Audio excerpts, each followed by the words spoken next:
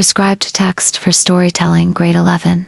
An extract from The Happy Prince by Oscar Wilde. I have a golden bedroom, he said softly to himself as he looked around, and he prepared to go to sleep. But just as he was putting his head under his wing, a large drop of water fell on him. What a curious thing, he cried. There is not a single cloud in the sky. The stars are quite clear and bright, and yet it is raining. The climate in the north of Europe is really dreadful.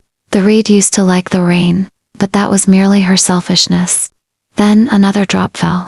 What is the use of a statue if it cannot keep the rain off? He said. I must look for a good chimney pot, and he determined to fly away. But before he had opened his wings, a third drop fell, and he looked up, and saw. What did he see? The eyes of the Happy Prince were filled with tears, and tears were running down his golden cheeks.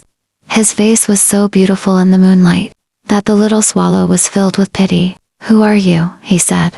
I am the Happy Prince. Why are you weeping then?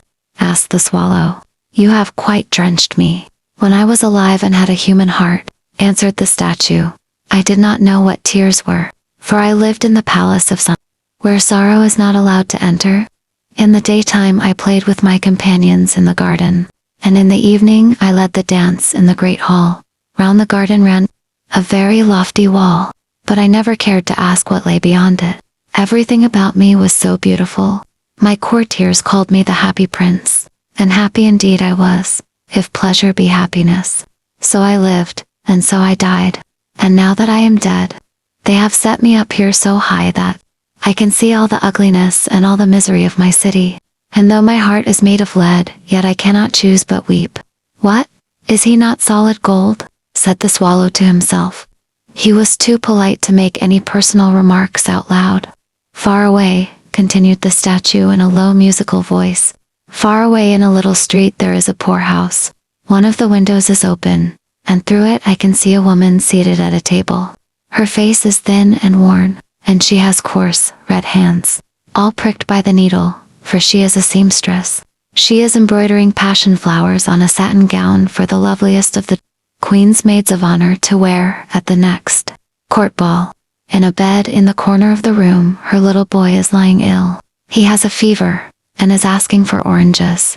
His mother has nothing to give him but river water, so he is crying. Swallow, swallow, little swallow, will you not bring her the ruby out of my feet are fastened to this pedestal and I cannot move. I am waited for in Egypt, said the swallow. My friends are flying up and down the Nile, and talking to the large lotus. Soon they will go to sleep in the tomb of the great king. The king is there himself.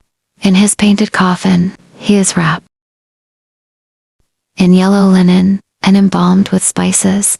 Round his neck is a chain of pale green jade, and his hands are like withered leaves. Swallow, swallow, little swallow, said the prince. Will you not stay with me for one night, and be my messenger? The boy is so thirsty, and the mother so sad. I don't think I like boys, answered the swallow. Last summer, when I was staying on the river, there were two rude boys, the miller's sons, who were always throwing stones at me. They never hit me, of course. We swallows fly far too well for Enat, and besides, I come of a family famous for its agility, but still, it was a mark of disrespect. But the Happy Prince looked so sad that the little swallow was sorry. It is very cold here, he said, but I will stay with you for one night, and be your messenger. Thank you, little swallow, said the prince. So the swallow picked out the great ruby from the prince's sword, and flew away with it in his beak over the roofs of the town.